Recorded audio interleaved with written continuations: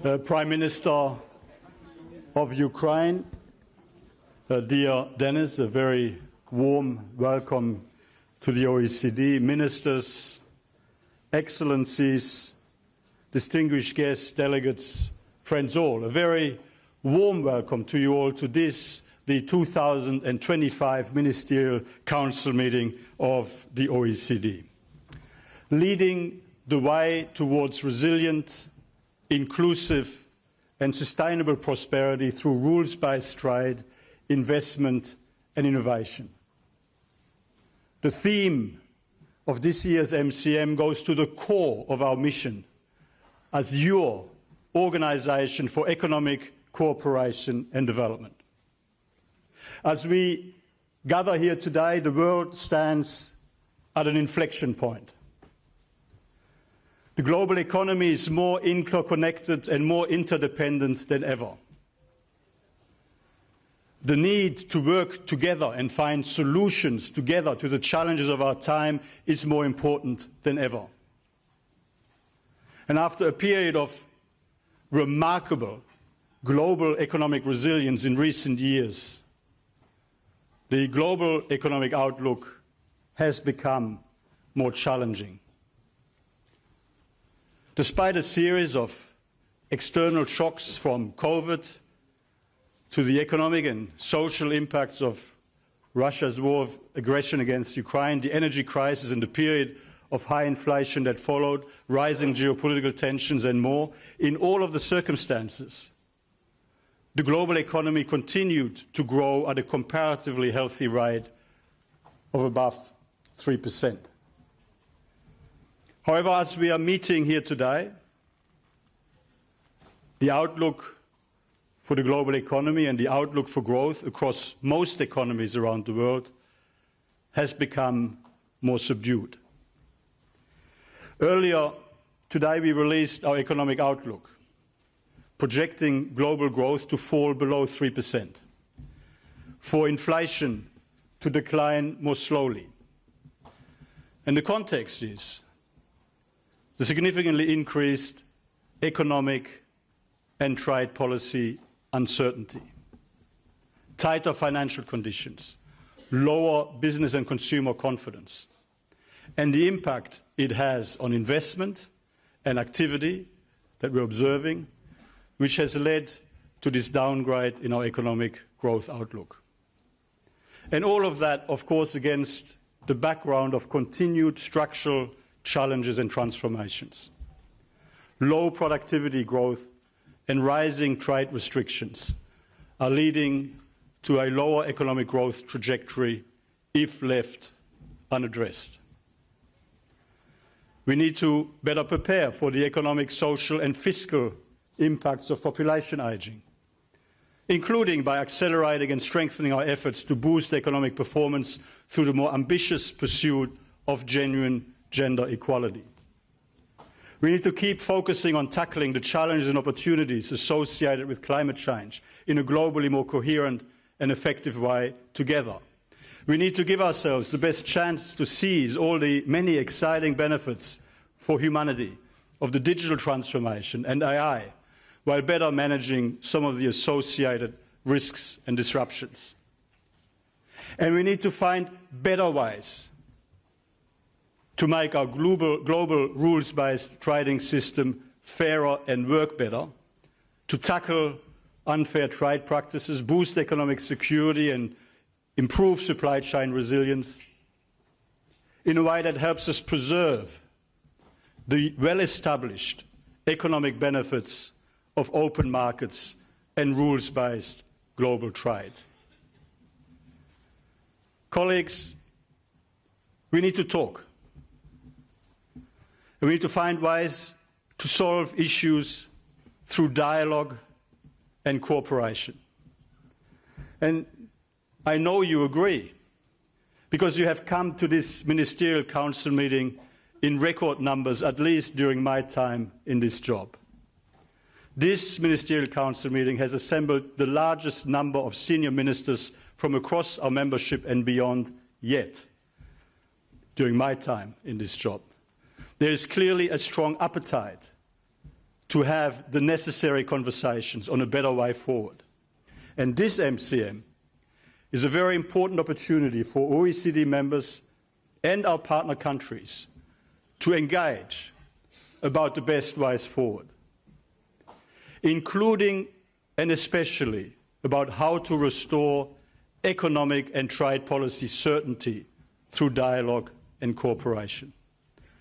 We know that it would deliver immediate economic and social dividends in terms of stronger growth, better opportunities for people around the world, and our capacity to concentrate on successfully tackling all the other challenges in front of us, leading the way back towards resilient, inclusive and sustainable prosperity through rules-based trade, investment and innovation. Here at the OECD, we will continue to support you. We provide the objective data and analysis across the economic, social and environmental policy spectrum to help inform your discussions and to help inform your decisions. Importantly, we provide a trusted platform for the multilateral dialogue the world needs you to have. And over the next 2 days, I strongly encourage you to have as many bilateral and multilateral conversations in informal and formal settings as you possibly can to try and find the best ways forward. At this year's Ministerial Council meeting, you will also have the opportunity to further strengthen the rules-based system together. You will have the opportunity to welcome a new recommendation on eliminating government support to illegal, unreported and unregulated fishing, which will foster a more level playing field for sustainable fishing practices and ensure a future for our shared fisheries resources in the years to come. You will consider adopting a revised recommendation on merger reviews to help ensure our competition law and policy frameworks are as effective as we need them to be in protecting competition and ultimately encouraging business dynamism and innovation in our economies. And you will discuss adopting a new recommendation on digital technologies and the environment to harness their potential for greater sustainability and efficiency while better managing their impacts, including energy use and electronics waste. You will consider the OECD's latest evidence-based insights on supply chain resilience, trade, gender data and gender equality, foreign direct investment and climate. And you will provide guidance on the way forward for an AI policy toolkit to support policymakers in implementing our landmark AI principles. And you will shape the OECD's efforts to further advance our global engagement, which is truly fundamental to our organisation's continued relevance, effectiveness and impact, and indeed a testament to the continuing interests of countries around the world to engage and adhere to our standards and best practices. This includes taking stock of our accession processes with a record 8 candidate countries, including Indonesia, which is submitting its initial memorandum at this MCM later today, a major milestone in their accession journey. To deepen our engagement with Latin America and the Caribbean, a region of extraordinary human and natural potential and home to 4 of our members and 3 accession candidates and many more important partners, you will discuss a new strategic framework and a new Paraguay country programme, and you will also take stock of the very significant progress made under the Ukraine country programme in areas ranging from energy sector reform to a substantially strengthened anti-corruption and integrity framework. And Prime Minister, dear Dennis, thank you again for joining us today to demonstrate your continuing strong commitment to deepening engagement with the OECD. And thank you in particular for your strong personal leadership in pursuing the increased alignment of Ukraine's legislation, policies and practices with OECD standards and best practices. We continue to stand with the people of Ukraine in your pursuit of a bright, peaceful, prosperous and European future. Colleagues, at last year's Ministerial Council meeting, ministers also gave us the mandate to start developing a new OECD strategy on development. During this Ministerial Council meeting, you will have the opportunity to consider my update on our collective progress towards finalising that strategy, including the broad and inclusive consultations we have conducted with our partner countries and stakeholders, with OECD key partners, accession candidate countries, business and labour representatives, philanthropy, as well as international and civil society organisations. These consultations have provided a valuable opportunity to exchange, to learn from and build trust with a broad range of partner countries and stakeholders, to help shape the future direction of the OECD's work on development. Looking ahead, we must continue to advance the whole of OECD approach to ensure our organisation remains relevant and impactful, in fact improves our relevance and impact when it comes to responding to the needs of a diversity of country contexts and complex development challenges. We will continue to engage on the development strategy by ensuring outcomes of the upcoming Financing for Development Conference in Seville and other international events in 2025 are appropriately reflected in our work. In closing, the next 2 days are an opportunity for open and, yes, very frank, but most of all, constructive, pragmatic and solutions-oriented dialogue. I am so much looking forward to our discussions over these next few days, to your insights and contributions, as you shape the direction of this organisation, your organisation, for the year ahead, advancing new, impactful tools for effective policy cooperation and working together to build a better future. Excellencies, colleagues, friends, we will now hear an introductory message from the President of Costa Rica, Rodrigo Chavez Robles, but very warm welcome, and this MCM is now being officially opened. Thank you.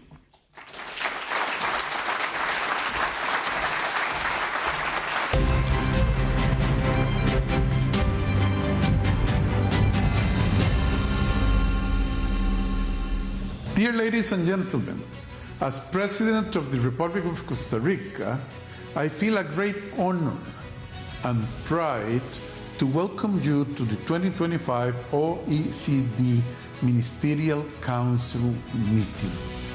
Just a few years ago, Costa Rica was the newcomer in this organization, the new kid in the block. Today, we have the privilege of chairing this important gathering for the future of our economies and especially our democracies. And we do so with humility, yes, but also with our heads held very high, because this moment confirms something very clearly.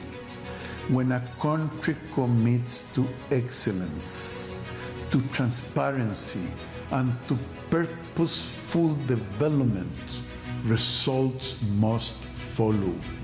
I extend my deepest thanks to our partners in this presidency, Australia, Canada, and Lithuania. I thank you for your leadership and vision. From afar, thank you for walking this path alongside with us.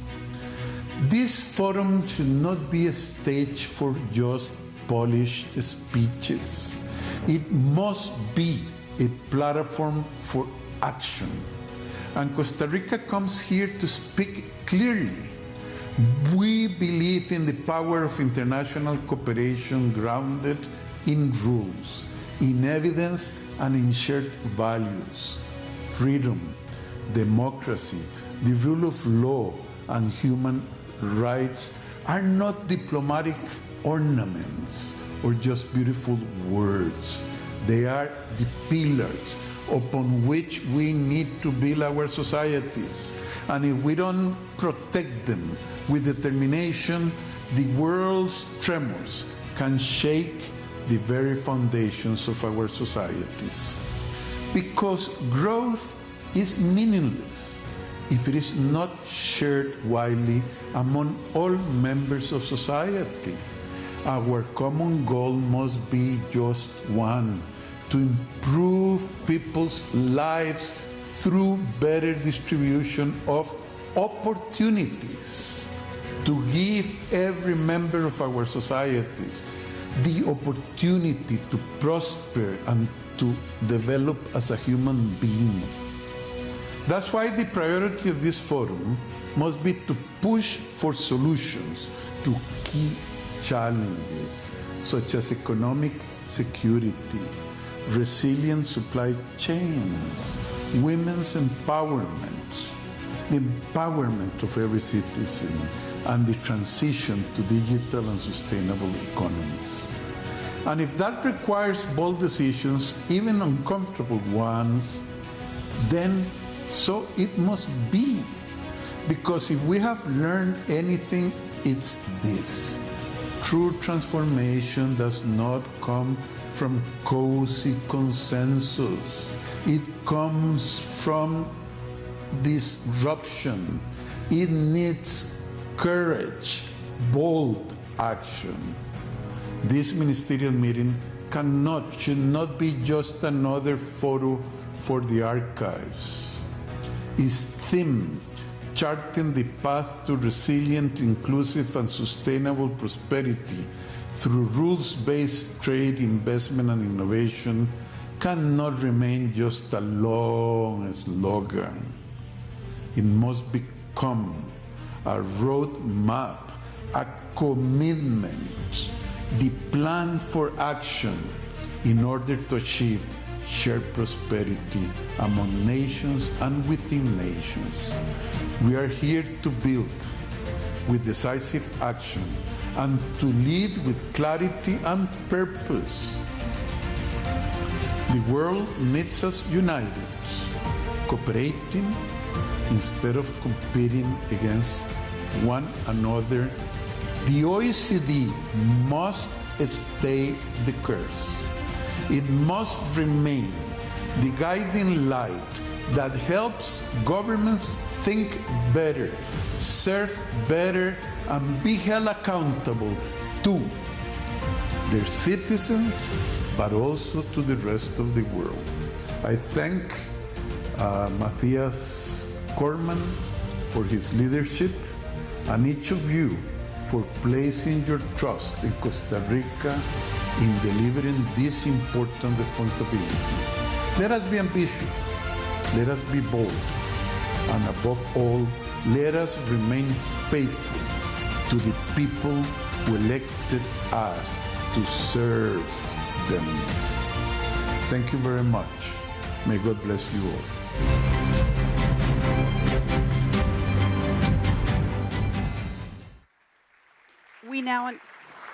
We now invite the Chair, Minister of Foreign Trade of Costa Rica, Mr. Manuel Tovar, to the far podium to deliver his address.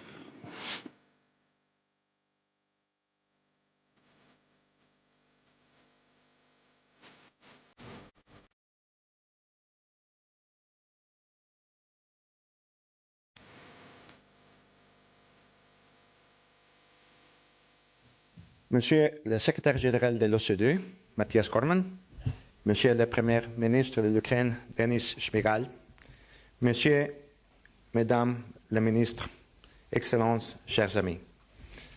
C'est avec gratitude et un profond sens de responsabilité que j'inaugure la 64e réunion du Conseil de l'OCDE au niveau des ministres, accompagné par l'Australie, le Canada et la Lituanie en tant que vice-président. Je tiens à saluer le leadership visionnaire du Monsieur le secrétaire général, Mathias Cormann, dont l'engagement constant renforce le rôle de l'OCDE en tant que pilier de la coopération internationale. Seulement 4 ans après l'adhésion du Costa Rica à cette organisation remarquable, me tenir devant vous aujourd'hui me rappelle que l'histoire est quelque chose que l'on façonne.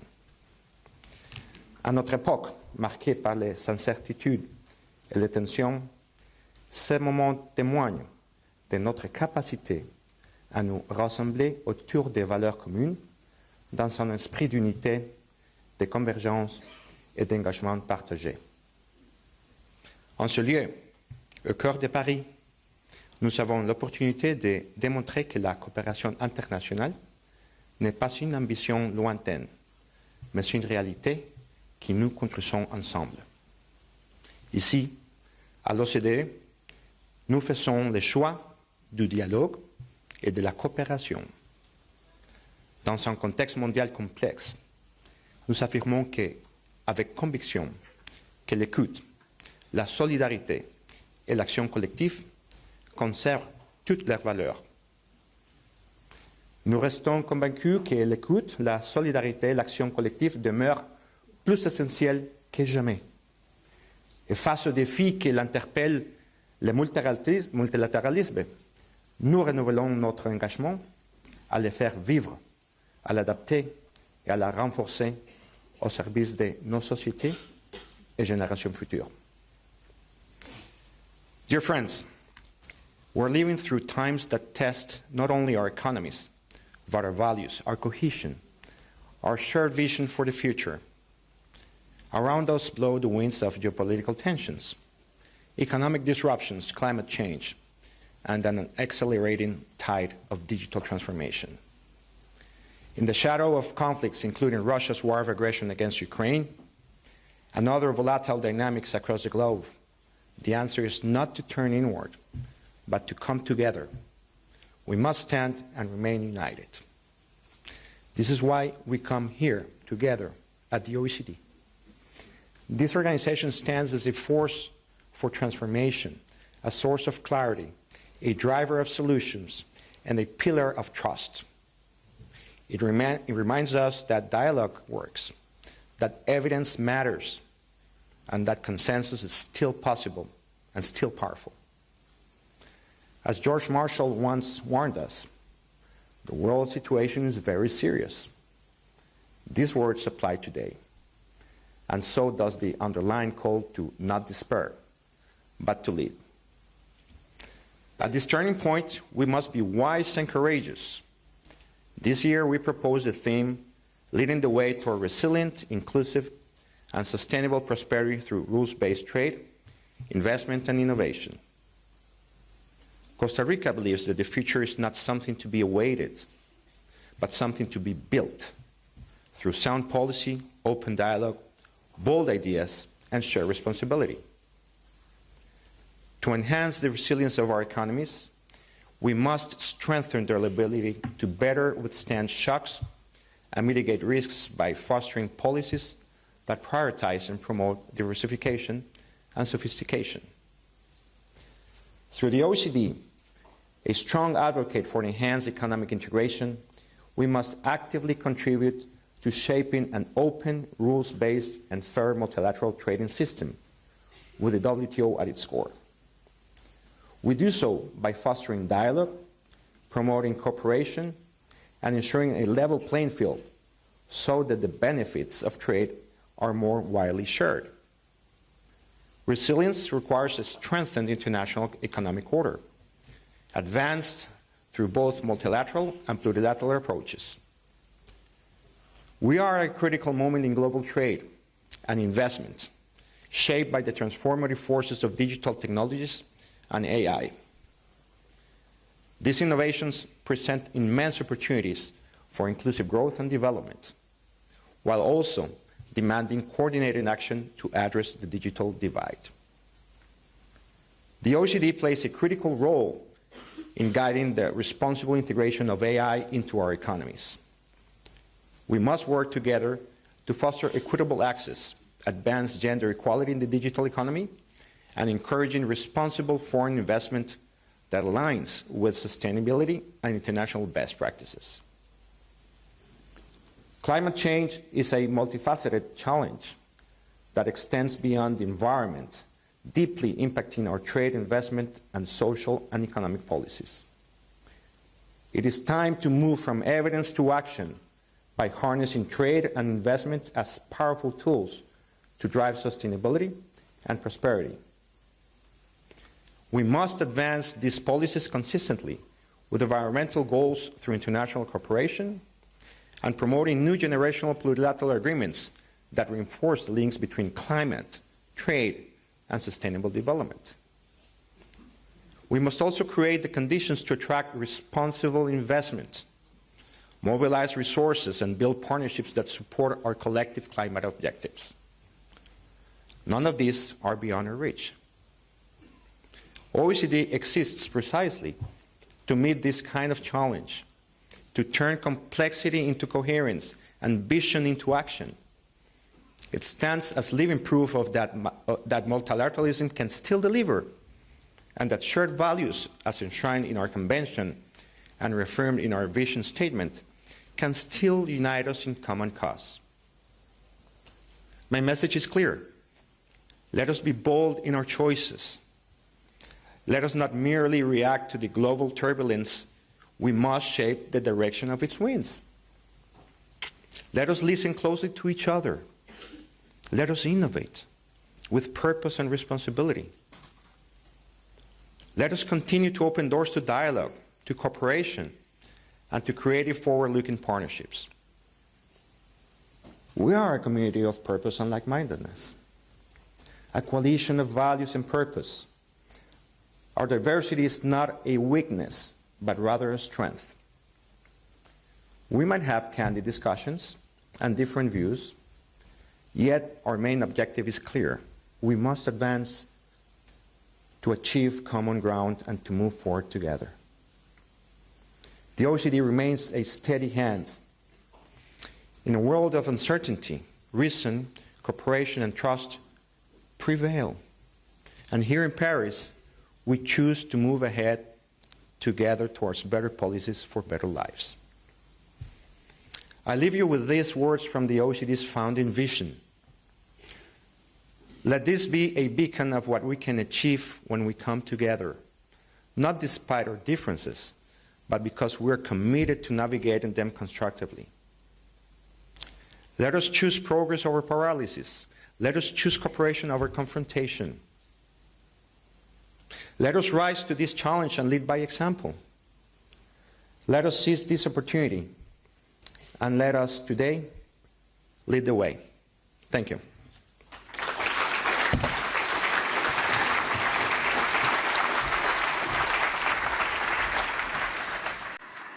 I now invite here to the left-hand podium the Prime Minister of Ukraine, Mr. Denis Shmyhal.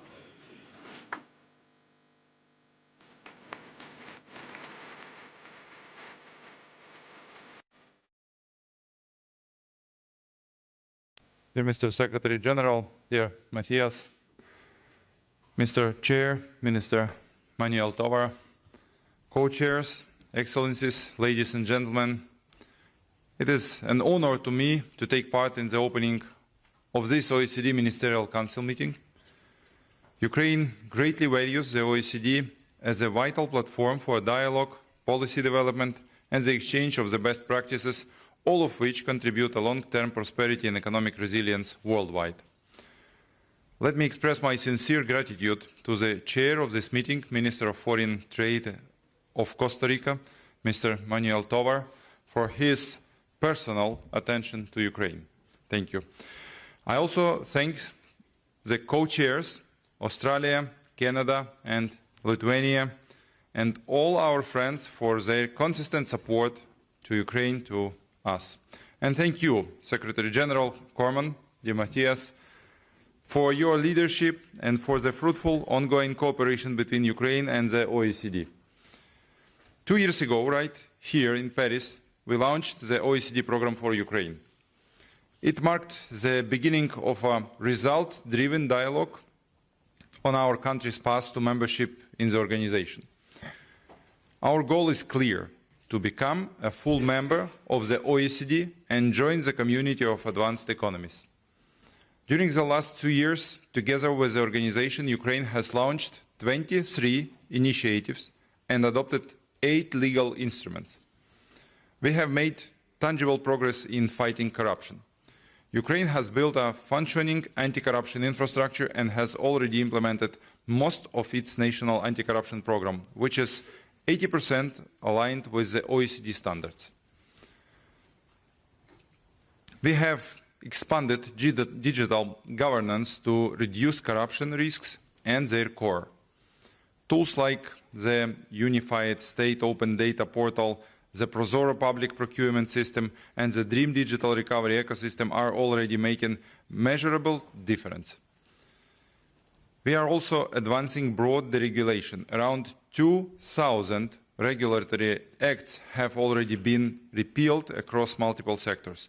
Bureaucratic barriers for businesses have been removed, and key legal frameworks have been brought in line with the EU standards. We are also advancing in line with OECD standards on privatization and corporatization. Last year, public auctions for privatized assets saw their value grow by 50% on average, and overall revenues outperformed expectations by 250%. We completed a full triage of state-owned enterprises and defined a list of those where independent supervisory boards will be established. Procurement transparency has improved as well, with the share of competitive procedures rising by 30% last year. We are grateful to the OECD and to Secretary General Cormann personally for the strong recognition of our efforts, most recently expressed during his visit to Kyiv. The OECD latest economic survey of Ukraine highlighted our reform momentum in public investment management and the development of an investor-friendly business environment. The integrity review confirms substantial gains in our anti-corruption policies. As a result of our reforms, the share of Ukrainians who personally encounter corruption in everyday life dropped from 70% to 15% in recent years. This is a fundamental shift away from a post-Soviet paradigm toward a European model of governance. These transformations are laying the foundation for Ukraine reconstruction, future growth, and long-term prosperity. We are not returning to the past, we are building the future, an innovative, dynamic country integrated into the global economy and the international security architecture. I believe the OECD will remain a close partner on this journey. We will continue advancing reforms across all sectors at full speed, and we hope that in the next year, such meeting, Ukraine will be participating as a full-fledged member of the OECD. Once again, I want to thank the organization for its leadership. Together we can achieve more. Together we can bring peace closer, rebuild Ukraine, make the world safer, and open new horizons for our people. Thank you so much. Thank you for your attention. Thank you.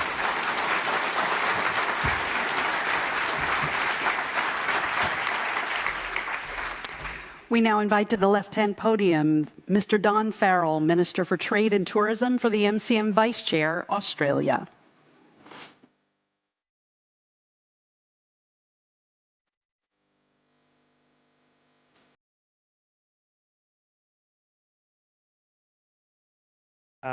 Well, hello, and thank you, Secretary General, for giving me this opportunity to speak today.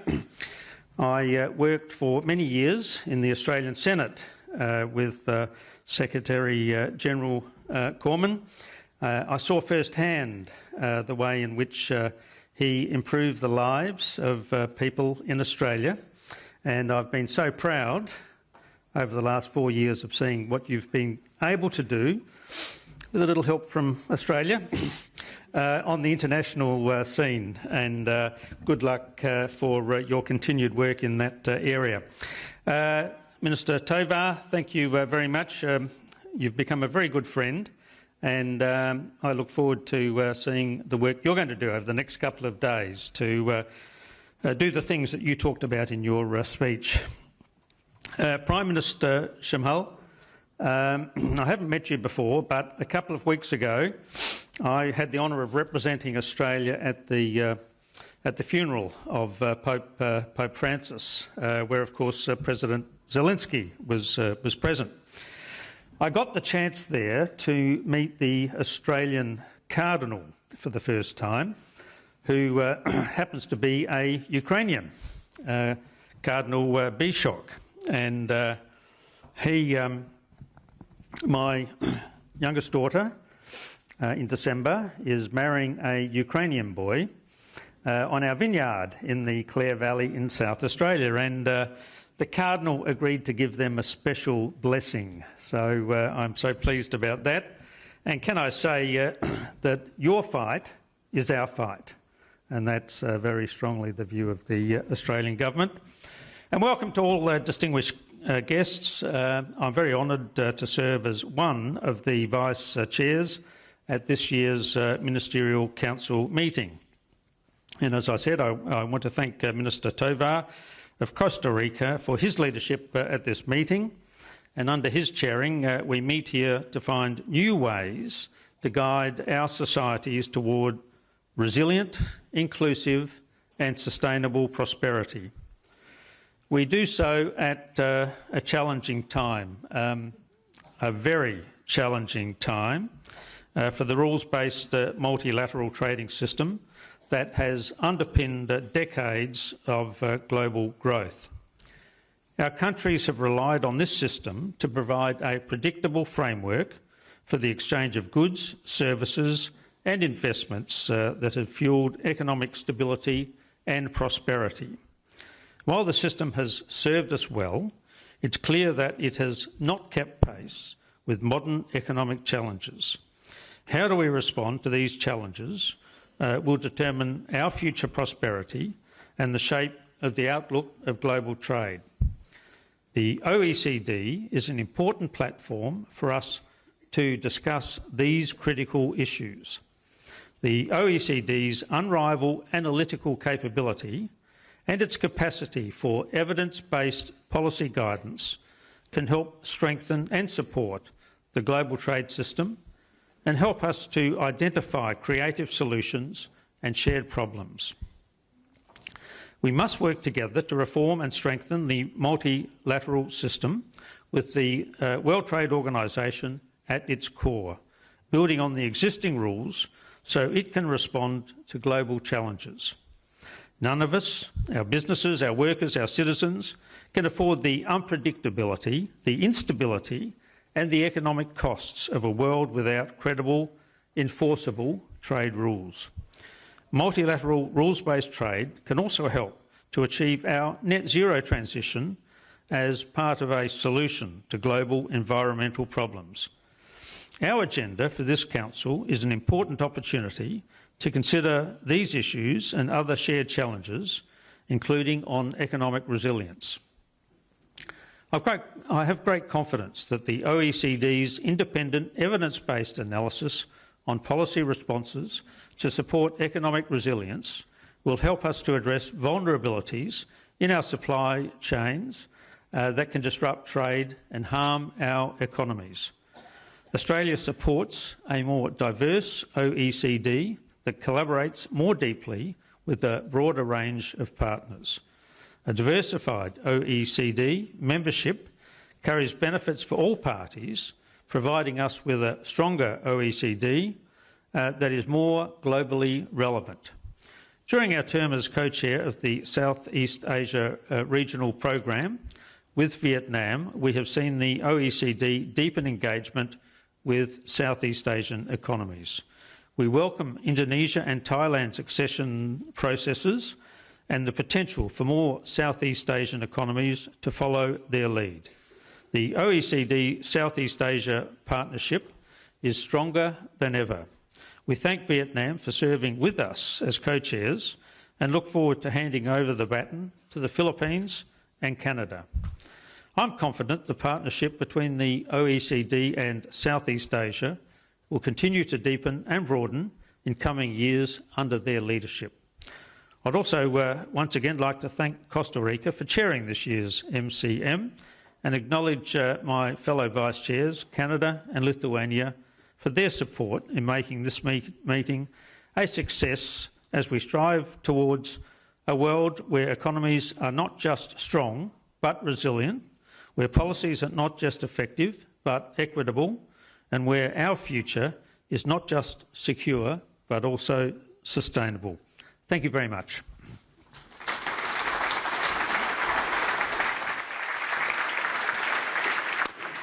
We now invite here to the podium Mr. Maninder Sidhu, Minister of International Trade for the MCM Vice Chair, Canada.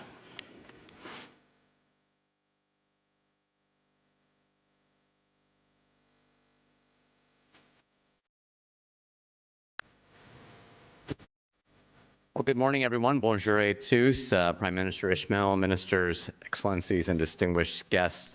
Let me start by congratulating Costa Rica as this year's chair. Manuel, my friend, thank you to you and your team for your incredible work. Canada's pleasure to work with the other vice chairs as well, Australia and Lithuania, to support you. And thank you to Secretary General Cormann for hosting us.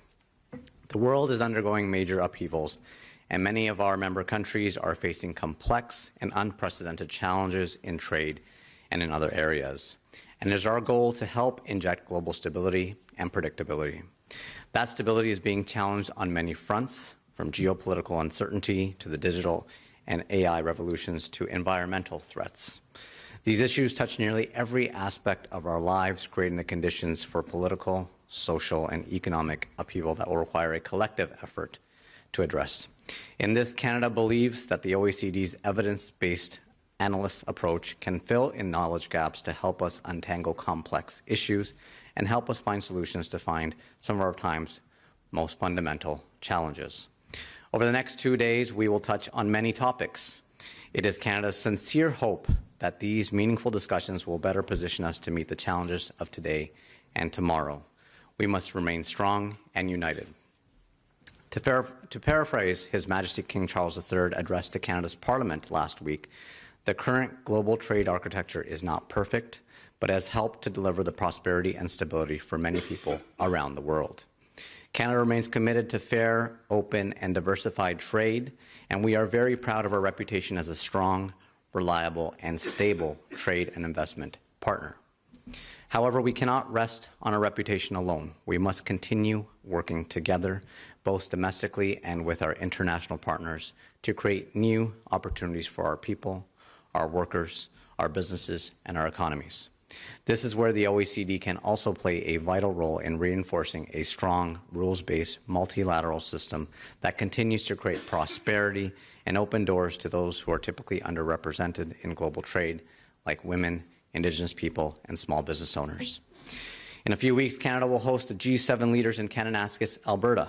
Over the past 50 years, the G7 has evolved beyond its original economic focus to address a broad range of global issues.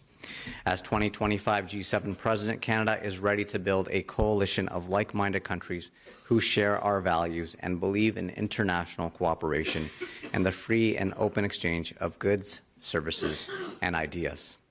And to demonstrate our leadership in addressing some of today's most pressing issues, from international peace and security to global economic stability and growth to the digital transition. We will also gather the G7 trade ministers to continue working together to foster a stronger global economy and prosperity. As we do, we will remain squarely focused on our goal of building resilient and strong economies and promote fair competition and predictable and stable global trade and investment, all of which support the work of the OECD. As you know, the OECD is looking to increase engagement beyond its memberships to regions across the world. As such, Canada is honoured to co-chair the OECD Southeast Asia Regional Program, SERP, for the next 3 years with the Philippines, a role that aligns with our Indo-Pacific strategy and our strategic partner with ASEAN. As we take over the co-chair role from Australia and Vietnam, who held it for the previous 3 years, we look forward to deepening and broadening our engagement in the region, and I am pleased to announce a $2 million funding envelope to support key initiatives of the SERP. In this capacity, Canada will be able to advance key themes of private sector development for inclusive and sustainable growth, sustainable infrastructure, and responsible business conduct, and help ASEAN members undertake important policy reforms.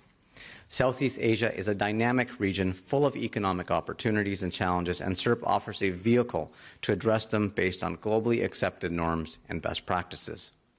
Colleagues, we have a very few busy days ahead of us, and Canada hopes that all OECD members will be able to reiterate their support for their core tenets of this invaluable organization, which has served us well to date. Further, Canada hopes that we all leave this event with a better appreciation of each other's perspectives, including those of developing countries and relevant international organizations, as we seek to build stronger, more resilient and productive economies and a strengthened resolve to continue working together to address unfair and trade-distorting practices. None of us can do this alone.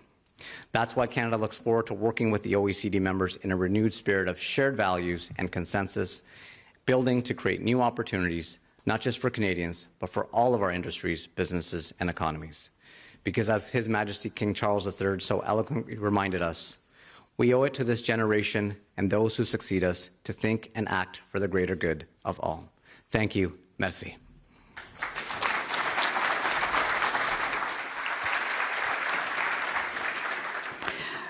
We now invite here to the podium Mr. Kęstutis Budrys, the Minister for Foreign Affairs for the MCM Vice Chair, Lithuania.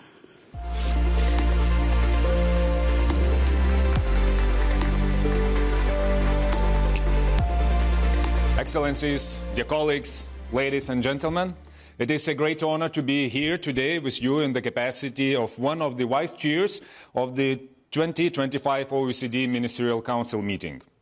Let me begin by expressing sincere appreciation to Secretary General Mathias Cormann for your leadership, commitment to keep the OECD as a pillar of global cooperation and evidence-based policymaking. I warmly thank you, our MCM Chair, Costa Rica, Minister Manuel Tovar, because Costa Rica and Lithuania share a special bond as we began our OECD accession journey together 10 years ago, back in 2015. It is therefore a particular pleasure to be Vice Chair of this MCM alongside with you, and I warmly recognize and thank our fellow Vice Chairs, Australia and Canada, for excellent teamwork. Thank you. Let me also take this opportunity to extend a heartfelt welcome and thank you, Prime Minister of Ukraine, Denis Shmyhal. Ukraine is not only bravely defending against unjustified and unprovoked Russia's war of aggression, it is also defending the very values that underpin this organization: democracy, rules-based international cooperation, rule of law, human rights. In this sense, supporting Ukraine is about defending our values as well. Lithuania firmly supports Ukraine, bilaterally and within the OECD. And we are proud to have initiated, together with Poland, the establishment of the OECD office in Kyiv and to support the ongoing OECD country program for Ukraine. They are not symbolic actions. They are practical, meaningful platforms for reform, recovery and reconstruction. And they contribute significantly to Ukraine's accession to the EU. This is important. We urge all OECD members and partners to contribute actively to these efforts and to strengthen their support for Ukraine. Dear colleagues, this year's MCM theme, leading the way towards resilient, inclusive and sustainable prosperity through rules-based trade, investment and innovation, directly addresses the complex challenges and emerging opportunities of our time. The breadth of this agenda reflects the scale and urgency to the issues we face. The OECD is uniquely positioned to lead in this context. Its rigorous analysis, policy guidance, deep expertise in implementing reforms that foster growth, strengthen trust in institutions, and deliver real benefits to our citizens. I want to highlight the OECD's excellent work in today's challenging environment and the vital tasks ahead as we navigate a rapidly shifting geopolitical landscape, as it was already mentioned not once today. It enables countries to pursue stability and reform despite uncertainty. Let us not forget the core values that bind us as OECD members: democracy, human rights, market-based principles, and cooperation. The OECD's consensus-driven approach unites diverse perspectives around common goals. We should spare no effort in seeking common ground through dialogue and collaboration to shape better policies for better lives. At the same time, the OECD should be forward-looking and adaptive. It should continue evolving to face emerging challenges and seize new opportunities. This, among other issues, includes the responsible governance of artificial intelligence, managing the digital transformation that reshapes our economies and our societies, safeguarding information integrity, and strengthening economic resilience. The OECD is doing important work in these areas, but the pace of change requires us to do even more and to do it together. It was in this spirit that Lithuania and Japan co-hosted yesterday's MCM side event on economic security and resilience, aimed at fostering deeper cooperation and one of the most urgent challenges we face. It was a very productive discussion that underscored the need for coordinated action to reduce critical trade dependencies, strengthen supply chains, and promote diversification. It emphasized the value of like-minded cooperation and the role of multilateral frameworks and trade agreements in reinforcing economic security. The event also showcased the OECD's important contributions in helping countries navigate these challenges and craft effective, collaborative responses. Dear colleagues, in today's complex global environment, the OECD's role in extending its standards and best practices beyond its membership is more important than ever. By strengthening its global engagement, the OECD helps shape better policies worldwide and reinforces its position as a truly global standard setter. It is essential that OECD enlargement remains value-based and merit-driven. Countries that demonstrate a strong commitment to OECD principles and are willing to implement necessary reforms should be met with openness and engagement. Progress in current accession process is encouraging, and as a recent member, Lithuania stands ready to share its accession experience and support others on their path towards OECD membership. Regional initiatives are key to the OECD's global impact. We welcome the new strategic framework for Latin America and the Caribbean and support OECD's deeper engagement in other critical regions such as Eurasia and the Indo-Pacific. At the same time, the OECD strategy on development could become an important pillar of the organization's global outreach, helping the most vulnerable countries respond more effectively to emerging challenges. Dear colleagues, as we begin this MCM, let us reaffirm our shared responsibility to uphold the values of this organization, to strengthen the OECD's voice in the world, and to support each other in advancing reforms through policy advice and exchange of the best practices. Lithuania stands ready to contribute to these efforts as a committed member and vice chair of this MCM. Thank you all for being here, and I wish us all a productive MCM meeting. Thank you.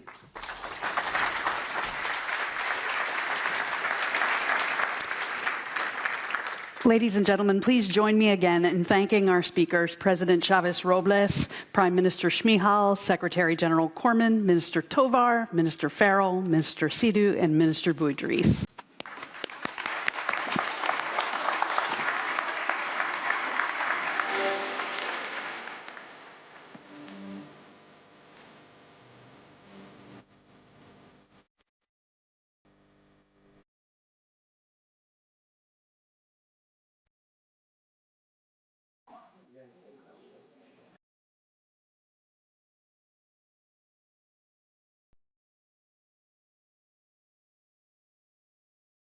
For the OECD Southeast Asia Regional Program.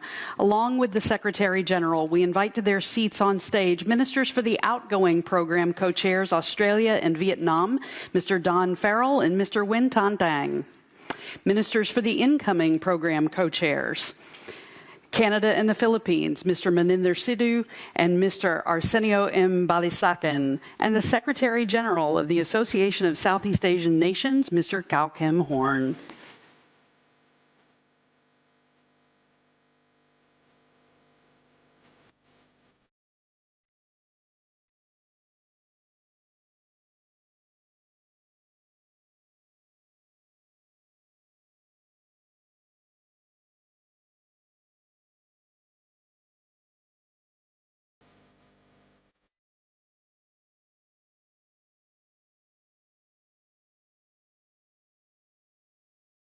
Ministers, Secretary General, we can take a seat. Ministers, Secretary General Kao, Kim Horn, distinguished guests, friends all, a very warm welcome to this handover ceremony of the OECD Southeast Asia Regional Programme. For over a decade, the Southeast Asia Regional Programme has been an effective platform for regional integration, cooperation and domestic reform. It has helped governments across the region liberalise investment, boost the development of the small and medium-sized business sector, build sustainable infrastructure, tackle tax avoidance and grow the digital economy. In parallel, since its establishment in 2014, the programme has supported countries across the region in more than doubling their adherences to OECD instruments and their participation in OECD bodies. The programme has also benefited from and deepened our very valuable partnership with ASEAN, now strengthened with our newly appointed OECD liaison officer to ASEAN based in Jakarta. As co-chairs since 2022, Australia and Vietnam made a significant contribution to deepening the OECD's mutually beneficial engagement in Southeast Asia. Vietnam has been a highly committed and proactive co-chair, co-hosting 2 successive ministerial forums of the programme in Hanoi in 2022 and 2023, with a focus on resilient supply chains and sustainable investment, respectively. Australia has been a key supporter of the OECD Council's historic decision last year to open accession discussions with Indonesia and Thailand, our first candidates from the region, while providing practical assistance through tailored capacity building for Indonesia's accession process. At this MCM, we look forward to receiving Indonesia's initial memorandum as a major milestone towards accession to the OECD. And about a month ago, Thailand co-hosted the 2025 Southeast Asia Regional Forum, where Thailand's government shared their continued strong commitment towards the accession process and their progress in preparing their initial memorandum. We are grateful to the governments of Australia and Vietnam for your commitment and achievements over these past 3 years. You are leaving a strong legacy for our incoming chairs. In Canada and the Philippines, we welcome you as the new leaders of the Southeast Asia Regional Programme for the next 3 years. You will help shape the OECD's future engagement in the region. You will lead us in supporting Southeast Asian countries closer alignment with the OECD standards and best practices through existing and new country programmes and through tailored technical assistance projects. And we will support your ambitions to enable reforms for stronger, more sustainable and inclusive economic growth by leveraging OECD data, tools and analysis, including in areas such as sustainable infrastructure, digitalisation and innovation. We look forward to continuing our productive cooperation through the Southeast Asia Regional Programme to build stronger partnerships with economies right across Southeast Asia. Thank you.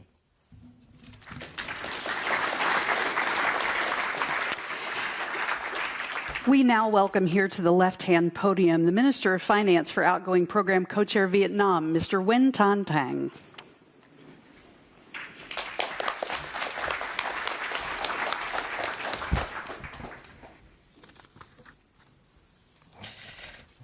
Thưa ngài Manuel Tova, Bộ trưởng Thương mại nước ngoài Costa Rica, thưa ngài Mathias, Cormann, Tổng thư ký OECD, thưa các vị lãnh đạo, quý đại biểu, tôi rất vinh dự đại diện cho chính phủ Việt Nam phát biểu tại lễ chuyển giao vai trò đồng chủ tịch chương trình Đông Nam Á CIAP của OECD. Đây là một sáng kiến chiến lược góp phần hỗ trợ cải cách kinh tế, thúc đẩy tăng trưởng bền vững và tăng cường kết nối giữa OECD và ASEAN, một khu vực năng động hàng đầu thế giới. Trong nhiệm kỳ 2022-2025, Việt Nam và Australia đồng chủ trì CIAP trong bối cảnh thế giới đối mặt với nhiều thách thức. Phục hồi sau đại dịch, chuyển đổi số và ứng phó với biến đổi khí hậu, bất bình đẳng, đứt gãy chuỗi cung ứng. Chúng tôi đã xác định 3 ưu tiên cốt lõi, đó là phục hồi ngắn hạn, cải cách trung hạn và tiến gần hơn tới OECD. Cùng 4 lĩnh vực ưu tiên đó là tự cường kinh tế, cải cách khu vực tư nhân, mở cửa thương mại đầu tư và chuyển đổi xanh, chuyển đổi số. Những nỗ lực này đã đem lại những kết quả nổi bật. Ký biên bản ghi nhớ lần đầu tiên giữa OECD và ASEAN, tạo nền tảng pháp lý và thúc đẩy hợp tác thông qua cơ chế nhóm công tác, chia sẻ dữ liệu và hỗ trợ kỹ thuật. Tổ chức thành công Diễn đàn Đông Nam Á tại Hà Nội năm 2022, mở ra cơ chế đối thoại cấp bộ trưởng thường niên giữa OECD và khu vực về chính sách và phát triển. Lần đầu tiên triển khai Prospectus, kế hoạch hợp tác thực chất trong các lĩnh vực như chuyển đổi xanh, số tăng trưởng bao trùm và nâng cao năng suất. Việt Nam tự hào đã đóng góp vào sự phát triển của CIAP như một nền tảng hợp tác khu vực hiệu quả và lâu dài. Chúng tôi tin tưởng CIAP sẽ tiếp tục là động lực gắn kết ASEAN và OECD vì một tương lai xanh, số và nhân văn. Nhân dịp này, thay mặt Chính phủ Việt Nam, tôi xin bày tỏ lời cảm ơn các nước, đặc biệt là Nhật Bản, Australia, Hàn Quốc, trong việc hỗ trợ thúc đẩy hợp tác giữa OECD với Việt Nam và các nước Đông Nam Á trong thời gian vừa qua và trong thời gian sắp tới. Tôi xin chúc mừng Canada và Philippines tiếp nhận vai trò đồng chủ tịch CIAP. Việt Nam cam kết tiếp tục đồng hành, góp phần tích cực và xây dựng vì một Đông Nam Á phát triển bền vững, gắn kết chặt chẽ hơn với cộng đồng quốc tế. Xin trân trọng cảm ơn. Thank you. Merci.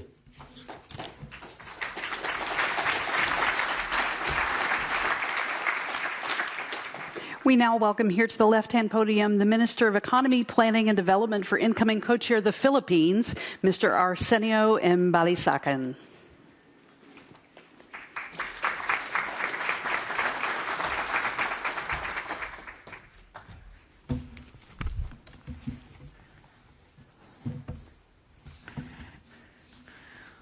OECD's Secretary General Mathias Cormann, Excellencies, esteemed colleagues and delegates, ladies and gentlemen, good morning.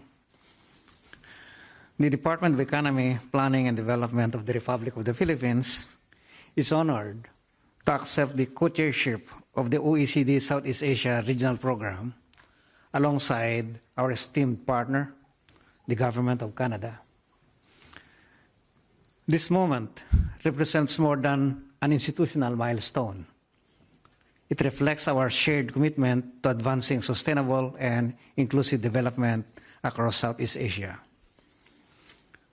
Through this co-chairship, we welcome the opportunities to exchange experiences with regional partners and collaborate on shared priorities in key areas such as private sector engagement, digital economy, advancement, and innovation promotion. Canada has long been a steadfast partner of the Philippines in meeting its development goals. Canada's commitment to multilateral cooperation and sustainable development aligns closely with the Philippines' national priorities. We are committed to ensuring that the Southeast Asian Regional Program remains adaptive to evolving needs while building upon our established achievements.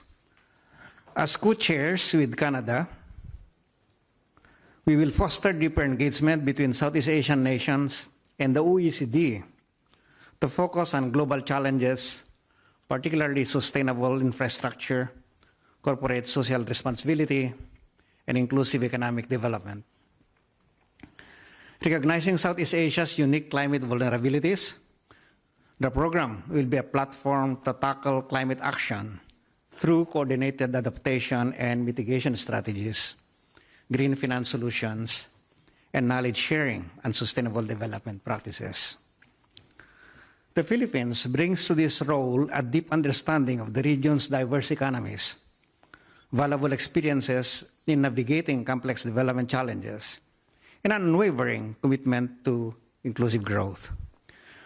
We envision the program as a dynamic platform that not only facilitates policy dialogue, but also drives tangible improvements in the lives of our people. We thank the OECD, the outgoing co-chairs, Australia and Vietnam, and all member countries and regional partners for entrusting us with this critical responsibility. We also express our enthusiasm for working closely with our program counterparts, whose expertise and commitment to international cooperation are well recognized. To our OECD partners, Canada, and all the program stakeholders, we do not take this responsibility lightly. The Philippines is committed to ensuring that the Southeast Asia Regional Program continues to evolve as a responsive and effective mechanism for addressing the region's development priorities. Thank you for this honor and opportunity. We look forward to our productive partnership in the years ahead.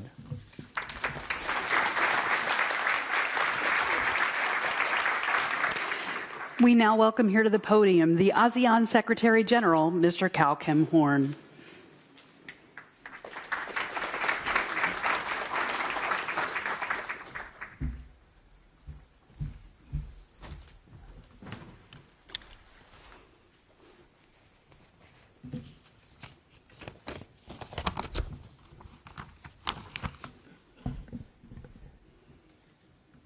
Your Excellencies, distinguished guests, ladies and gentlemen, I want to start by expressing my sincere gratitude to Secretary General Mathias Cormann, and of course Costa Rica as the MCM Chair for the kind invitation. It is a great honor to address you today at the handover ceremony of the OECD Southeast Asia Regional Program Chairmanship from Australia and Vietnam to Canada and the Philippines. I extend my sincere appreciation to outgoing chairs for their leadership in fostering a more collaborative, productive, and closer partnership between the OECD and ASEAN. I also warmly welcome the incoming co-chairs as they take on this important role. This marks a timely opportunity to sustain momentum and explore new strategic cooperation in areas of mutual interest.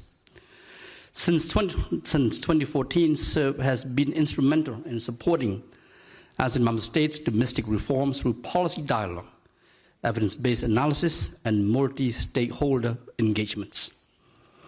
The implementation of the 2022 OECD ASEAN Memorandum of Understanding, covering 35 priority areas, demonstrates our shared ambition to promote a more competitive, sustainable, and inclusive region. Notably, SERB has supported the region's efforts to enhance the business environment. Initiatives such as the ASEAN OECD Good Regulatory Practices Network at its 10th convening this year highlight our joint work in making regulations future-ready and responsive to emerging challenges. ASEAN's use of OECD's toolkits, such as the Trade Facilitation Indicators and the Service Trade Restrictiveness Index, has enabled more targeted reforms and transparency, helping member states integrate more effectively into global value chains. On sustainable development, the OECD continues to work closely with ASEAN to chart green and digital transitions. This includes the development of the investment policy frameworks that align with climate and digital priorities. OECD's participation at the ASEAN Green Jobs Forum, which was launched in 2024, embodies shared interest in preparing ASEAN's workforce for the future. Inclusive growth also remains central to our collaboration. OECD support for the ASEAN SME Policy Index 2024 and inclusive business forums has helped policymakers track progress and scale practices that empower SMEs, strengthen innovation, and promote long-term value creation for all. As we move forward, the incoming co-chairmanship comes at a defined moment to align SERB with the recently adopted ASEAN Community Vision 2045 and its accompanying strategic plans. I encourage the OECD to deepen its engagement with a broader range of ASEAN sectoral bodies to ensure OECD support remains responsive and forward-looking. Effective cooperation is not only about alignment, it also requires creativity and flexibility to navigate global uncertainties. In this context, I'm confident that Canada and the Philippines will stir our cooperation toward identifying new strategic priorities where the OECD can bring added value, particularly in advancing the implementation of our new vision, thereby reaffirming the enduring relevance of a rules-based multilateral trading system amidst ongoing global uncertainties. Finally, allow me to conclude by once again congratulating Canada and Philippines on the chairmanship and thanking all OECD members for their continued commitment to this meaningful collaboration. I thank you.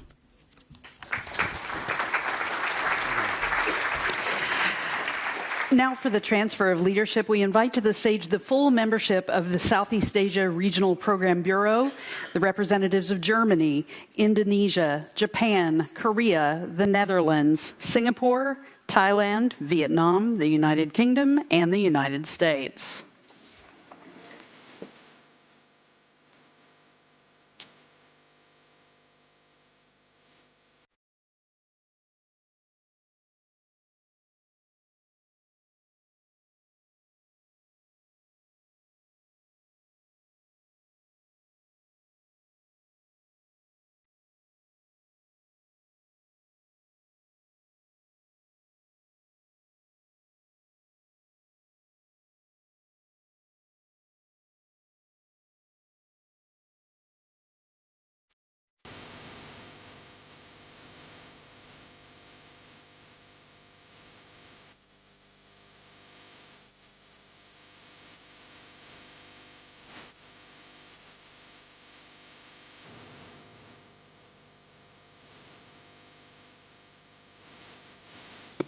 And we now invite the ministers of Australia and Vietnam to hand over the plates to the incoming co-chairs of the Southeast Asia Regional Program, Canada and the Philippines.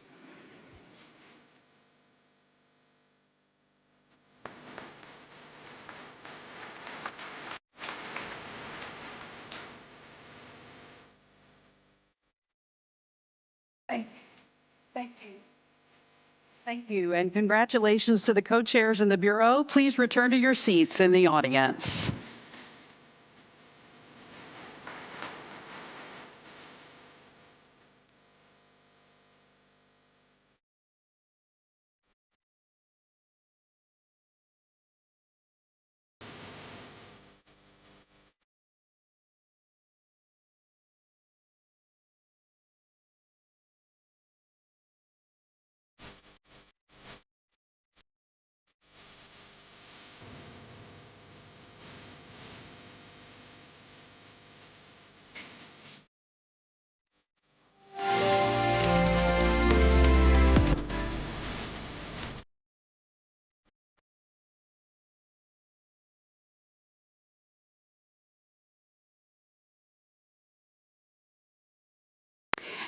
Now, to launch the OECD Strategic Framework for Latin America and the Caribbean, please welcome back to the left-hand side of the stage Secretary General Mathias Cormann.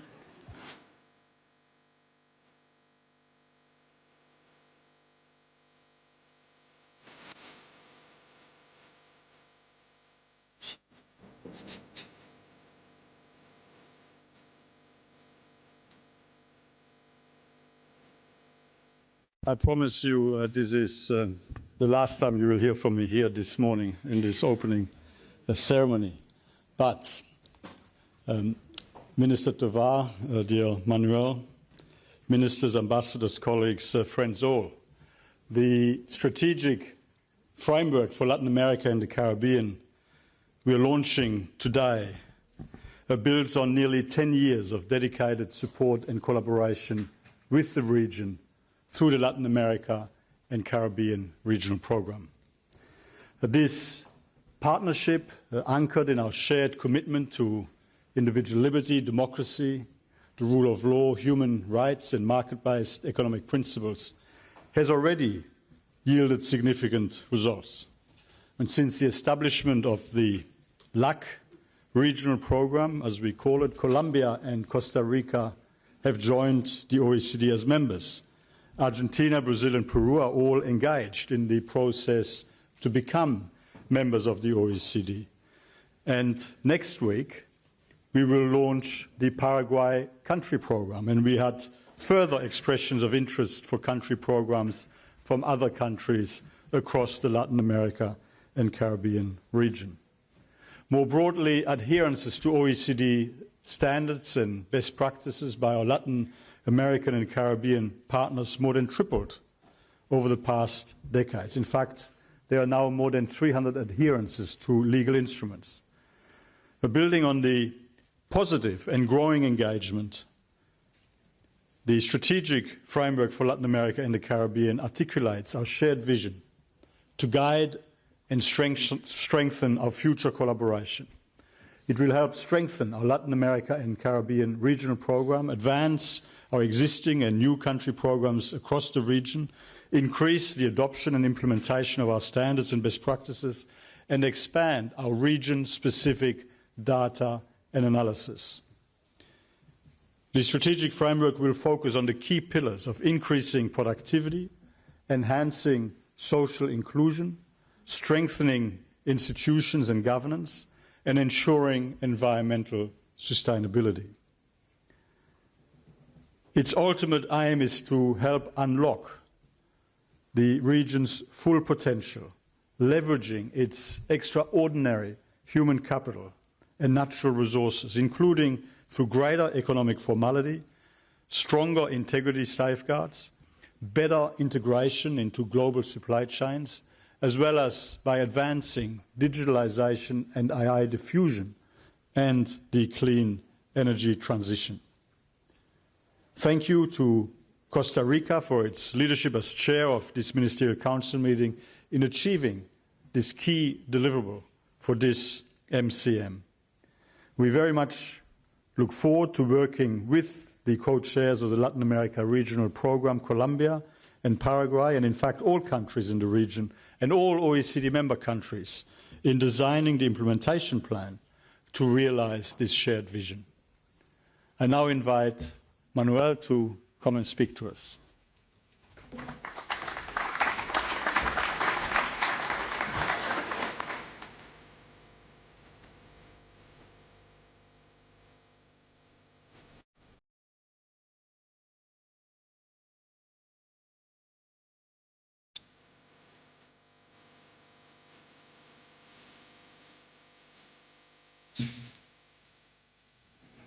Good morning again. Today, we mark a milestone of deep and major strategic significance for both the OECD and the Latin American and Caribbean region. The launch of the strategic framework for the LAC region is more than a formal endorsement. It is a tangible expression of our shared commitment to renew and deepen our partnership. This moment is both timely and symbolic. As we approach the 10th anniversary of the OECD's LAC regional program, the framework offers not only a chance to reflect on a decade of fruitful cooperation, but also a platform to relaunch the OECD's engagement with the region, guided by fresh ambition and clear strategic purpose. This framework is a political tool, a common reference that brings greater coherence, visibility, and direction to the region's engagement with the OECD. It strengthens the region's voice within the organization, ensuring that the OECD standards and tools are more inclusive, more responsive, and better aligned with the complex realities and aspirations of our region. It also sends a powerful message. The OECD is not a closed club, but a platform for meaningful multilateral engagement, where ambition and reform are met with dialogue, support, and shared purpose. The Latin American and the Caribbean region is economically dynamic, geopolitically relevant, and marked by bold reform efforts and growing global leadership. The strategic framework adopted at this ministerial meeting reaffirms the OECD's global vocation and its commitment to multilateralism. It reflects our shared determination to engage more systematically and strategically with a region whose priorities and potential are vital to shaping a more inclusive and sustainable and resilient future. Looking ahead, the framework sets the stage for stronger leadership and renewed ambition in the governance of the LAC regional program. It will serve as a valuable tool to guide the work of the program's next co-chairs. We are confident that it will provide the clarity, structure, and momentum needed to make the program more results-oriented and policy-relevant in the years ahead. But turning political momentum into lasting impact requires more than declarations. It requires determination, delivery, and resources. Vision alone is not enough. A framework, no matter how well designed, can only be as effective as its implementation. That is why the next step must be the development of a credible, well-resourced implementation plan, one that is politically guided, technically sound, and financially supported.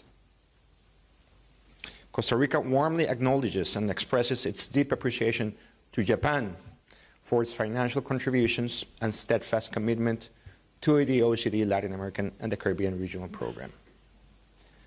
This collaboration highlights how members and partners can work across regions to strengthen the organization's impact. Latin America and the Indo-Pacific share common challenges and reform priorities, offering strong potential for deeper cooperation and mutual learning within the OECD framework. Let me conclude by expressing our deep appreciation to all of the OECD members, our regional partners, and of course the OECD Secretariat. This framework is a shared achievement, a testament to your leadership, your commitment to regional cooperation, and your belief in the power of shared values and strategic dialogue. Let us now ensure that it becomes a living instrument, one that delivers real outcomes and helps shape a stronger, more inclusive partnership between the OECD and the Latin American region, as well as the Caribbean. Merci beaucoup. Thank you very much.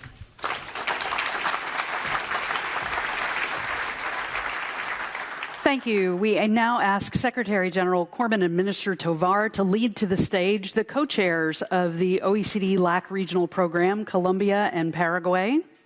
The other Latin American members of the OECD, Mexico and Chile, all to the stage for a family photo, please. And the Latin American and Caribbean delegations who are welcomed to this MCM, Argentina, Brazil, Peru, and Uruguay, as well as the Secretariat of Economic Integration of Central America, the Inter-American Development Bank, and the Development Bank of Latin America and the Caribbean.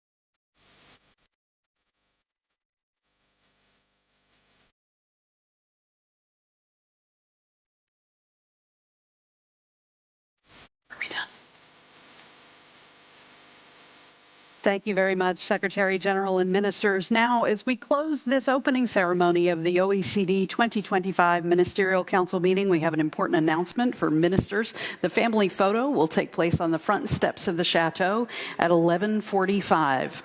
Thank you all for being here for this opening session, and we wish you a fruitful ministerial.